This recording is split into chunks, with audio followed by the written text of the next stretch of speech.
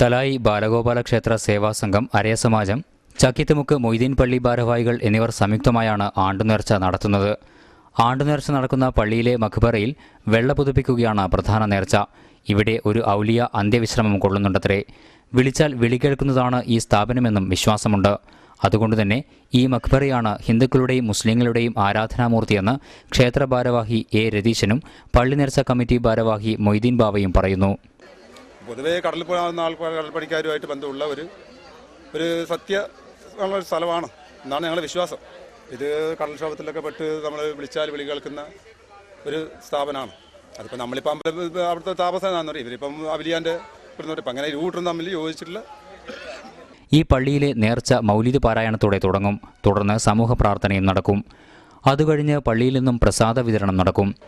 ഐതിഹ്യം നമ്മൾ പറഞ്ഞതാണ്. കാരണം എന്താ വെച്ചാൽ ഒരു താപസൻ ഇവിടെ വന്നിട്ട് തപസ്സിരുന്നെന്നും അദ്ദേഹത്തെ പരിചരിക്കാൻ വേണ്ടി ഒരു മുസ്ലിം തറവാട്ടിലൊരു പെണ്ണുങ്ങൾ പരിചരിക്കാനുണ്ടായിരുന്നു എന്നാണ് ഐതിഹ്യം പറഞ്ഞു വരുന്നത്. ഇത് എഴുതപ്പെട്ട രേഖകളൊന്നും ഇതുവരെ കണ്ടിട്ടില്ല. അപ്പോൾ നമ്മൾ അങ്ങനെയാണ് വിശ്വസിച്ച് വരുന്നത്. ഇപ്പോൾ കൊല്ലത്തിൽ ഇപ്പോൾ അവർ ആഴ്ചക്കൊരു ദിവസം വ്യാഴാഴ്ച ആണ് ഇതിൻ്റെ പ്രധാനം. ആഴ്ചക്കൊരു ദിവസം വന്നിട്ട് പിന്നെ വഴിപാട് കഴിക്കുന്ന ഒരു പ്രധാന വഴിപാട് എന്താണെന്ന് വെച്ചാൽ വെള്ളം മൂടുക എന്നുള്ളതാണ്. 2 മീറ്റർ മല്ല് അപ്പോൾ അതിൻ്റെ അകത്ത് ഒരു കവർ പോലെ ഉണ്ട്, അത് പുതപ്പിക്കുക എന്നുള്ളതാണ് പ്രധാനമായിട്ട്. പിന്നെ കത്തിക്കുന്നത് നിലവിളക്കാണ്. ഇതൊക്കെയാണ് കാര്യമായിട്ട് നടന്നു വരുന്നത്.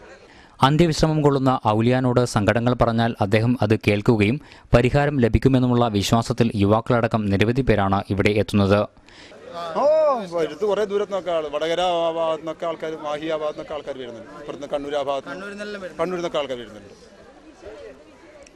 പ്രധാനമായിട്ടൊരു മതമൈത്രീൻ്റെ ഒരു ഉദാഹരണം കൂടിയാണ്.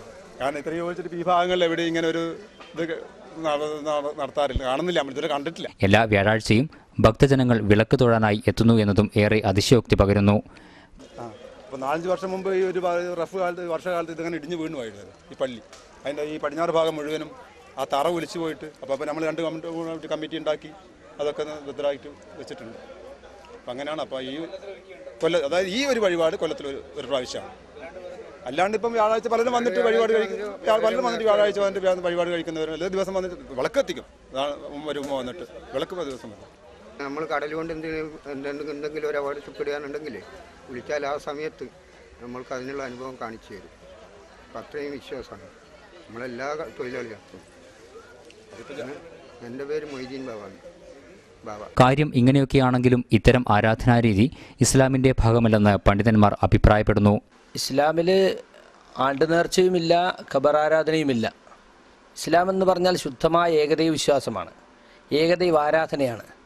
ലോകത്തെ സൃഷ്ടിച്ച് സംരക്ഷിക്കുന്ന അള്ളാഹുവിനോട് മാത്രം പ്രാർത്ഥിക്കുക, അവൻ്റെ പേരിൽ മാത്രം നേർച്ച വഴിപാടുകൾ നടത്തുക, അവനെ പിടിച്ച് മാത്രം സത്യം ചെയ്യുക. ഇതാണ് ഇസ്ലാമിൻ്റെ കഴമ്പും കാതലും.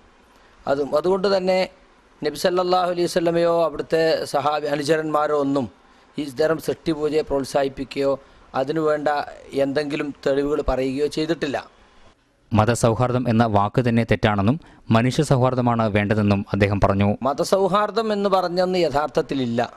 മതങ്ങൾ തമ്മിൽ ലയിക്കുക, ഓരോ മതവിശ്വാസികളും മറ്റേ മതവിശ്വാസികളുടെ മത ആചാരങ്ങൾ അനുകരിക്കുക, അതിൽ സഹകരിച്ചു കൊടുക്കുക, അതിന് പകരമായി ആ മതവിശ്വാസികൾ ഈ മതവിശ്വാസികളുടെ ആചാരങ്ങളും സഹകരിക്കുക, ഇങ്ങനെ ഒരു രീതി തന്നെ യഥാർത്ഥത്തിൽ തെറ്റാണ്.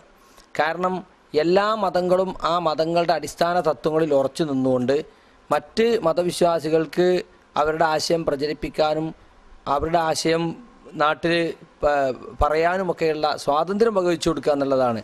അത് മതസൗഹാർദ്ദമല്ല, മനുഷ്യ സൗഹാർദ്ദമാണ്. എല്ലാ മനുഷ്യർക്കും അവനവൻ വിശ്വസിക്കുന്ന കാര്യങ്ങൾ വിശ്വസിക്കാനും പ്രചരിപ്പിക്കാനും ഇന്ത്യ രാജ്യത്ത് സ്വാതന്ത്ര്യമുണ്ട്.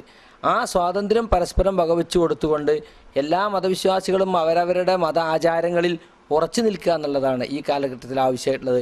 അതാണ് മനുഷ്യ സൗഹാർദ്ദം എന്ന് പറയുന്നത്. മതസൗഹാർദ്ദം എന്ന് പറയുന്നത് മതങ്ങൾ തമ്മിൽ ലയിക്കലാണ്.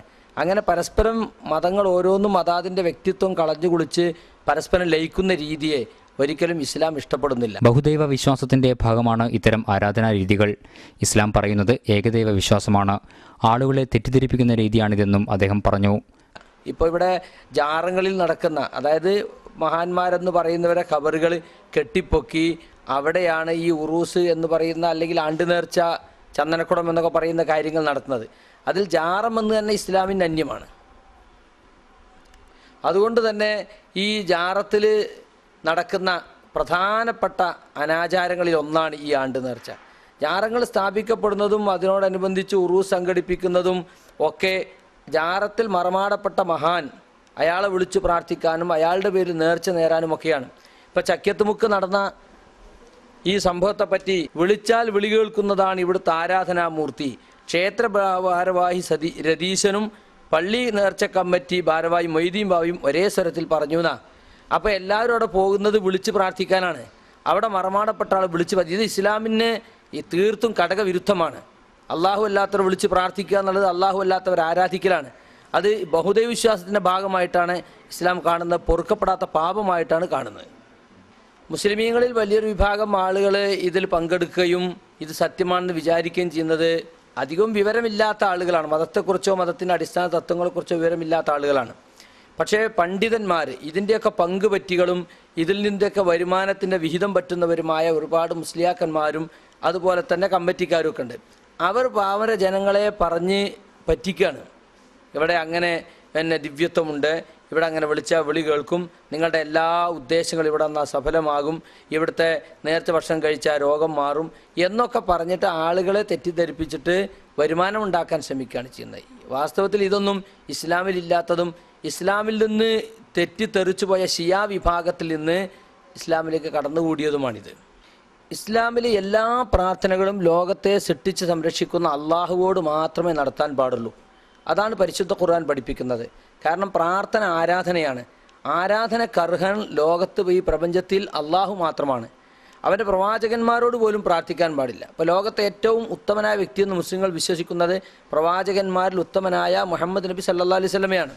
അദ്ദേഹത്തോട് പോലും പ്രാർത്ഥിക്കാൻ പാടില്ല. അദ്ദേഹം ഇലാഹല്ല, അദ്ദേഹത്തിൽ ദിവ്യത്വമില്ല, ദൈവിക അംശമില്ല, ദൈവം അദ്ദേഹത്തിൽ അവതരിച്ചിട്ടില്ല.